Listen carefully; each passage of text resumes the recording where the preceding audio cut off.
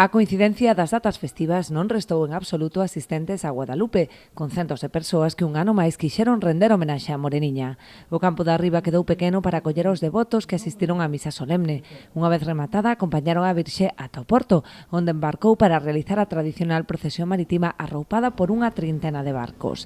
Especialmente emotiva foi a parada ante a imaxe da Virxe situada en Tanxil, onde os asistentes entoaron a rianxeira. Orgullo que ver o pobo así de fermoso, con esta participación de xente, que todo saia ben, ademais a xente vivindo con esta emoción, é para todos, está claro, temos aquí aos máis pequenos, temos aos máis vellos que tamén participan como poden, pero bueno, esta é unha alegría, está claro. O día de hoxe que sale a procesión, a verdad que é moi importante ver os barcos todos engalanados cas bandeiras, ben pintadiños todos, respetar todas as normas, a verdad que é moi bonito ver.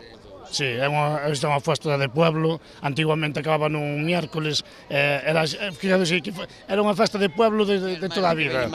Hoxe luns foron as guadalupeñas as encargadas de organizar a xornada festiva cos xogos que se desenvolveron na Praza de Casteral.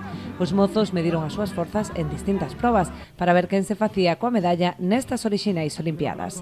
Despois disto terán que repoñer forzas, posto que os rianxeiros teñen aínda por diante 4 días de festa ata o venres, cando a tradicional cantata da rianxeira pechará as celebracións ata o próximo ano.